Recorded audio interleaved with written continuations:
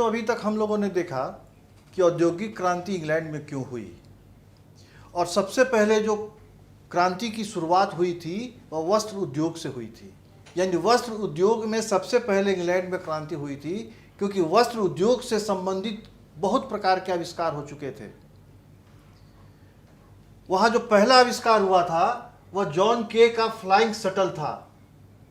Flying shuttle एक ऐसी machine थी जो कि मानव के श्रम द्वारा नहीं चलती थी, वह अब वाष्प के द्वारा चलना शुरू हो गई।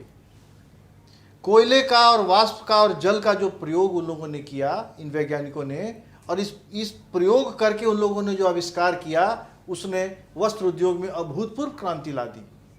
अब जो सूत काटने का काम मजदूर या जो गांव में मजदूर या जो भी कारीगर थे वे किया करते थे, उसमें अकस्मात काफ़ी तीव्रता से उसमें गति आ गई।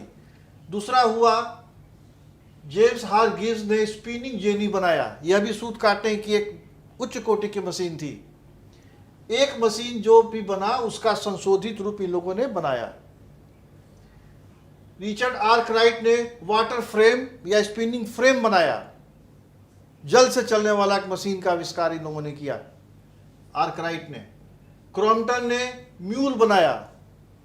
इस म्यूल के द्वारा भी वस्त्र में सूत काटने का काम तेजी से होने लगा। अर्थात तरह तरह के आविष्कार वैज्ञानिकों द्वारा किया गया, और उस आविष्कार का प्रयोग उद्योगपतियों ने कारखाना लगाकर उसमें किया। इस मशीन को इन लोगों ने अपने कारखाना में और अपने उद्योग में लगाना शुरू किया, जिसमें एक या दो व्यक्ति मिलकर इस मशीन की मदद से काफ़ी सूत काट सकता था। इली व्हिटनी ने कपास ओटने की मशीन बनाई। यह कपास ओटने की जो मशीन थी, यह 300 गुना ज़्यादा तेजी से काम करती थी। एक व्यक्ति जिस काम को 1 घंटे में करता था, कपास ओटता था, यह मशीन उसी काम को 300 गुना अधिक काम करती थी। यह जो मशीन था स्पिनिंग जेनी, यह 6 गुना तेज सूत काटा करती थी मानव श्रम से। यानी एक एक मशीन अब 100 आदमी का काम करना शुरू कर दिया, तो निश्चित तौर पर उत्पादन बढ़ा। कार्टराइट ने पावर लूम, यानी अब वाष्प से चलने वाला एक ऐसा मशीन बनाया जिससे कि वस्त्र बनने लगा। पावर लूम बन गया। उसमें जो शक्ति लगती थी वो वाष्प शक्ति थी। मानव शक्ति से पहले जो वस्त्र बनाया जाता था उसके जगह पर वाष्प शक्ति का प्रयोग होने लगा। तो निसंदेह उत्पादन में क्रांति आनी ही थी। बेनर ने एक छपाई का यंत्र बनाया। जो वस्त्र पर जो छपाई होता था, प्रिंट बनता था, उसके लिए उसने एक मशीन बनाया, और वह आसानी से मशीन के द्वारा छपाई होना शुरू हुआ। थॉमस बेल ने एक बेलनाकार छपाई मशीन बनाई। गोल मशीन, छपाई मशीन था, उसमें कपड़ा जाता था और वह बेलनाकार, जैसा यह बेलना है, यह इस प्रकार घूमता था और वस्त्र निकलता जाता था। जैसा प्रिंट आप चाहिए, जिस प्रकार का उस पर आप धारी चाहिए, वह इस मशीन के द्वारा, बेलनाकार यांत्रिक मशीन के द्वारा छपाई होना शुरू हो गया। अर्थात वस्त्र उद्योग में अभूतपूर्व क्रांति आई।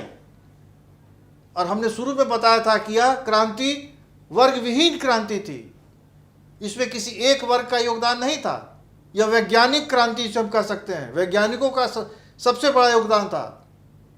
वैज्ञानिक और उनके आविष्कार, वैज्ञानिकों की सोच, उन्हें लगा कि वस्त्र बनाने में किन किन चीज़ों की जरूरत होती है, क्या क्या विलम्ब होता है, उसको दूर करने के लिए उन लोगों ने कपास ओटने की मशीन बनाई, उन लोगों ने सूत काटने की मशीन बनाई, उन लोगों ने छपाई का मशीन बनाया, उन लोगों ने बेलनाकार बनाया। मानव श्रम की जगह पर इन लोगों ने वाष्प श्रम का प्रयोग किया और वस्त्र उद्योग में क्रांति आ गई। न्यूकम ने, न्यूकम वो व्यक्ति हैं जिन्होंने पहला वाष्प इंजन बनाया था। पहला वाष्प इंजन बनाया था। कहने के लिए तो हम लोग जॉर्ज स्टीफेंसन जो वाष्प चलित रेल इंजन बनाए थे, या रॉबर्ट फुल्टन जिन्होंने वाष्प चलित पानी का जहाज बनाया था, लेकिन पहला वाष्प इंजन अगर किसी ने बनाया था तो रॉबर्ट न्यूकम ने बनाया था। तो वो बना दिए वाष्प इंजन, लेकिन उसका प्रयोग वो नहीं कर पाए, और इन लोगों ने, स्टीफेंसन ने और फुल्टन ने, उसको रेल इंजन और फिर पानी का जहाज बनाने में उस वाष्प इंजन का प्रयोग किया, और ये इसके आविष्कारक बने। यानी अब यातायात सुगम हो गया।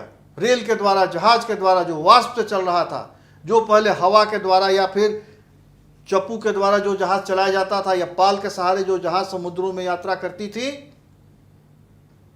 जो कि समुद्र के लहर के द्वारा खतरा उत्पन्न होता था उस वायु के झकोरों से, अब वह वाष्प के द्वारा चलने लगा। जहाज़ों में स्थिरता आई, अब बड़े बड़े जहाज बनने लगे क्योंकि अब वे वाष्प से चलते थे। यह अभूतपूर्व क्रांति थी। और अगर यह क्रांति न होती तो इंग्लैंड का जो औद्योगिक क्रांति था, जो वस्त्र उद्योग था, इसका बाजार सुलभ नहीं होता। इसी के कारण वह सामान एक स्थान से दूसरे स्थान यानी इंग्लैंड के उपनिवेशों में वह तीव्र गति से जाने लगा। डर्बी जो थे, इन्होंने लोहा गलाने की मशीन बनाई। चूंकि अभी मैंने बताया कि इंग्लैंड के पश्चिमी और उत्तरी भाग में कोयला और लोहे का खान प्रचुर मात्रा में था, वहाँ से कोयला भी निकलने लगा और लोहा भी निकलने लगा इंग्लैंड के उत्तरी और पश्चिमी भाग से। तो अगली जो क्रांति थी वह वस्त्र उद्योग के बाद लोहा उद्योग में था, क्योंकि वहाँ पर डर्बी ने लोहा गलाने की मशीन बनाई और बेसेमर ने लोहा को कठोर करने की विधि बताई। तो इस डर्बी और बेसेमर के चलते लौह उद्योग में क्रांति आई। फिर खदान के नीचे जाने पर वहां तरह तरह के जहरीले गैस हुआ करते थे, जहां पर अगर कोई लैंप वगैरह जलाने पर आग लगने की संभावना रहती थी, क्योंकि वे गैस ज्वलनशील हुआ करते थे। तो उसके लिए हम्फ्री डेवी ने एक ऐसा सेफ्टी लैंप बनाया कि वह लैंप लेकर आप खदान के नीचे भी जा सकते हैं और कोई आग नहीं लग सकती थी। अर्थात खदान के नीचे जो अंधकार में जो खुदाई होती थी, वहां पर इस डेवी के इस आविष्कार के चलते उन लोगों का खुदाई सुलभ हो गया, मजदूरों को सुविधा हो गई। आज भी अगर आप लोगों में से कोई कोयला के खान में गया होगा तो आज वहाँ पर बैटरी से चलने वाला जो हेलमेट रहता है, उसी में एक लाइट रहता है, उसके सहारे जाया जाता है, वहाँ सलाई का प्रयोग नहीं किया जाता है। तो और आविष्कार हुआ, बैटरी से लाइट जलने लगा। लेकिन इस हम्फ्री डेवी का जो सेफ्टी लैंप था, उस समय क्रांतिकारी आविष्कार था। इसके चलते खदान के नीचे उतरकर खुदाई करना सहज और सुलभ हो गया। तो बच्चों, ये जो कुछ उदाहरण हमने दिया, यह सिर्फ कुछ उदाहरण मात्र है। और भी कई आविष्कार हुए, लेकिन प्रमुख आविष्कार ये हुए। इन आविष्कारों के चलते वस्त्र उद्योग और लौह उद्योग में इंग्लैंड में क्रांति आई और औद्योगिकरण अपनी पराकाष्ठा पर पहुंचा। और यह इंग्लैंड की यह शुरुआत, इस क्रांति की शुरुआत, क्योंकि जब भी क्रांतियां होती हैं, जो परिवर्तन होता है वो अकल्पनीय होता है।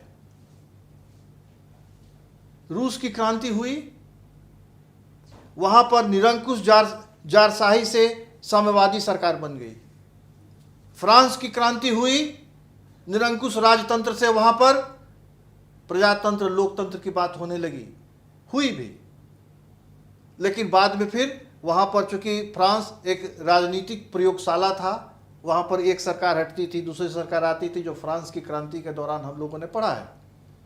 तो इस प्रकार इंग्लैंड में औद्योगिक क्रांति होने की वजह से जो कुटीर और लघु उद्योग थे, जो गांव में, जो आदि औद्योगिकरण के समय जो हुआ करता था, गांव में व्यापारियों के द्वारा मजदूरों से सूत बनवाना, कपड़ा बनवाना, फिर उन्हें लाकर इंग्लैंड में फिनिशिंग सेंटर में उसे तैयार कराना, फोल्ड कराकर बेचना, वह जो प्रक्रिया थी, धीमी प्रक्रिया, उसमें गति लग गई, पंख लग गए और उद्योग उसका आकाश चूमने लगा। और इसकी देखा देखी यूरोप के अन्य देशों में भी औद्योगिक क्रांतियां हुई। वहाँ भी इस प्रकार के आविष्कार का प्रयोग किया जाने लगा, यह मशीन लगने लगी। हालांकि काफ़ी खर्चीला था। और भारत में यह जो औद्योगिक क्रांति या बड़े बड़े उद्योग लगने लगे, यह बाद की बात है, जब टाटा, बिरला, गोदरेज, इन लोगों ने फैक्ट्री लगाना शुरू किया, यह बाद में हुआ। लेकिन भारत में भी औद्योगिक क्रांति हुई, यहाँ भी बड़े बड़े उद्योग लगे। लघु और कुटीर उद्योग के जगह पर बड़े बड़े उद्योग लगना स्टार्ट हुए थे। बोकारो का इस्पात कारखाना, भिलाई का कारखाना, टाटा का जमशेदपुर का उद्योग, बिरला का कपड़ा उद्योग, बिरला ने वस्त्र उद्योग में भी बड़े बड़े कारखाने स्थापित किए थे, गोदरेज का उद्योग, ये सब हुआ। लेकिन इंग्लैंड से इसकी शुरुआत हुई और इंग्लैंड की यह जो औद्योगिक क्रांति थी, इसने पूरे विश्व की अर्थव्यवस्था ही बदल दी। तो इस प्रकार बच्चों, हम लोगों ने देखा कि औद्योगिकरण का कारण क्या था और फिर किन किन आविष्कारों के चलते इंग्लैंड में औद्योगिक क्रांति हुई। धन्यवाद।